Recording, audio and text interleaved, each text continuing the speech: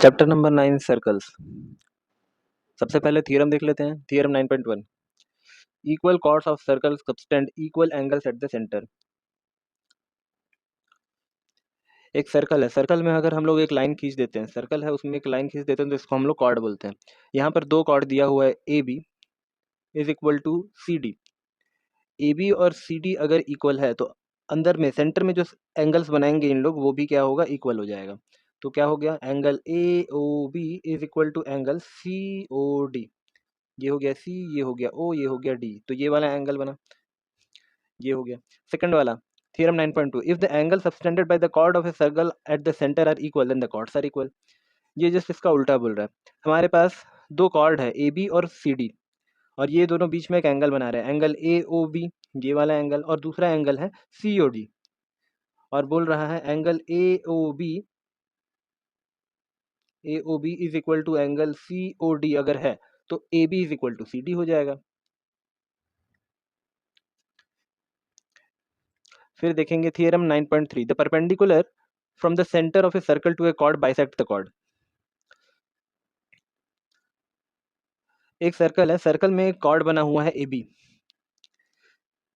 और A B से O M centre से होते हुए एक लाइन खींचा हुआ है ओ एम, है ना, जो कि परपेंडिकुलर है किसके, O M is perpendicular to A B. तो ये ओ एम जो लाइन है वो ए बी को बाइसेक्ट कर रहा है, बाइसेक्ट कर रहा है मतलब इसको दो इक्वल भाग में बांट दे रहा है। इसका मतलब क्या हो गया, A M is equal to B M. यहाँ पर देख सकते हैं A M is equal to B M, दो भाग में बांट दिया ए बी को। इसको हम लोग लिख सकते हैं A B is equal to A M plus B M, जिसमें ए एम और बी एम क्या है, इक्वल है। Theorem 9.4 the line drawn through the center of a circle to bisect a chord is perpendicular to the chord। ये just उसका उल्टा बोल रहा है। अगर एक लाइन ड्रॉ करते हैं हम लोग सर्कल के सेंटर से और वो कॉर्ड को बाइसेक्ट कर रहा है, ये ए बी कॉर्ड को बाइसेक्ट कर रहा है मतलब दो इक्वल भाग में तोड़ दे रहा है, तो ये लाइन क्या है, परपेंडिकुलर है। परपेंडिकुलर का मतलब होता है, परपेंडिकुलर का मतलब 90 डिग्री होता है।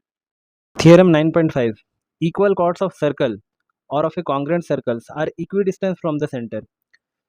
अगर एक सर्कल बना हुआ है, सर्कल में दो इक्वल कॉर्ड बने हुए हैं, तो सेंटर से इनका दूरी जो है वो इक्वल रहेगा। यहाँ पर मान के चलो अगर हम लोग लिखते हैं ए बी, इस वाले सर्कल में A B is equal to C D लिखते हैं, तो ओ एम जो कि डिस्टेंस है ए बी का सेंटर से is equal to O N होगा। और देख सकते हैं डिस्टेंस जो रहता है वो परपेंडिकुलर रहता है। सिमिलरली हमारे पास दो यहाँ पर सर्कल बने हैं, दोनों कॉन्ग्रुएंट है। कॉन्ग्रुएंट का मतलब दोनों को एक दूसरे के ऊपर रख देंगे तो ओवरलैप हो जाएंगे, दिखाई नहीं देगा। तो यहाँ पर भी A B is equal to C D है, तो ओ एम मतलब ए बी जो है इसका सेंटर से जितना दूरी है O M is equal to O N, मतलब सी डी भी उतना ही दूरी रहेगा अपने सेंटर से। 9.6 chord equidistance from the centre of a circle are equal in length. अब जस्ट इसका उल्टा बोल रहा है। मान के चलो दो कॉर्ड बना हुआ है ए बी और सी डी, हमको इसका लेंथ नहीं पता है और हम लोग को बोल दिया गया कि ओ एम जो है is equal to O N है, मतलब दोनों का डिस्टेंस सेंटर से सेम दूरी में है। तो हम लोग बोलेंगे ए बी जो है वो सी डी के इक्वल में है। ठीक है। अब exercise 9.1 recall that two circles are congruent if they have the same radii. अगर कोई दो सर्कल का रेडियस सेम है तो उन लोग कॉन्ग्रुएंट होंगे।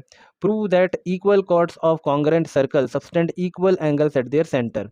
क्वेश्चन में बोला गया है कि हम लोग को प्रूव करना है कि अगर कॉन्ग्रुएंट सर्कल है हमारे पास दो, तो उनका इक्वल कॉर्ड्स जो है वो सेंटर में इक्वल एंगल्स बनाएंगे। मतलब हमारे पास ये सर्कल 1 और सर्कल 2 बना हुआ है, तो इसमें जो ए बी है is equal to C D है, और यहाँ पर जो एंगल बन रहा है angle A O B is equal to angle C O D. हमको ये प्रूफ करना है। गिवन क्या क्या दिया है, circle 1 is congruent to circle 2, और O B is equal to O A, O B और ओ ए रेडियस है तो सेम है। वैसे ही C D is equal to, ये ओ डैश बना हुआ है, O dash C is equal to O dash D, ये लिखा हुआ है। और हमको पता है ओ बी जो है वो रेडियस ऑफ सर्कल 1 है, और ओ डैश डी क्या है, रेडियस ऑफ सर्कल 2 है। हमको ये भी दिया गया है कि A B is equal to C D है, मतलब ए बी और सी डी क्या है, सेम है।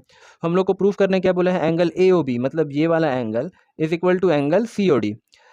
तो सबसे पहले लेंगे हम लोग ओ ए बी और angle O dash C D, ये दो ट्रायंगल पकड़ लिए। अब इसके बाद लिखेंगे O A is equal to O dash C, क्योंकि दोनों क्या है, रेडियस है, और रेडियस हमारा सेम है बोल के दिया हुआ है।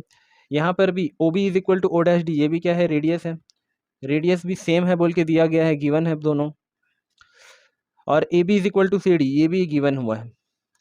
तो हम लोग by S S S rule ये बोल सकते हैं triangle O A B is congruence to triangle O C D.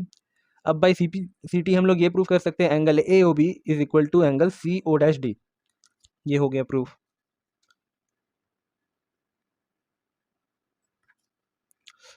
अब क्वेश्चन नंबर 2, क्वेश्चन नंबर 2 में क्या बोला हुआ है, prove that if the chords of congruent circles subtend equal angles at their centers then their chords are equal।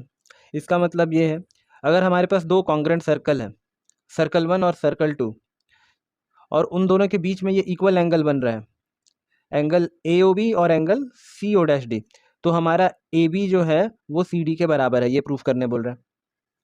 सबसे पहले क्या लिखेंगे, circle 1 is congruence to triangle circle 2, फिर उसके बाद लिखेंगे angle A O B is equal to angle C O dash D, ये हमको दिया हुआ है, प्रूफ क्या करना है हम लोग को, A B is equal to C D है। तो जिस तरीके से फर्स्ट क्वेश्चन में किए थे उसी तरीके से इसमें भी करेंगे। In triangle A O B, मतलब ये ट्रायंगल को पकड़ लिए A O B and triangle C O dash D, A O is equal to O dash C, क्योंकि circle with the same radius are congruence, तो रेडियस भी same है, तो O B is equal to O dash D, दोनों radius है। वैसे ही angle A O B is equal to angle C O dash D, ये हमको दिया हुआ है, गिवन है। तो by S S triangle A O B is congruence to triangle C O dash D, यहाँ से हम लोग बोल सकते हैं A B is equal to C D by C P C T, hence proved.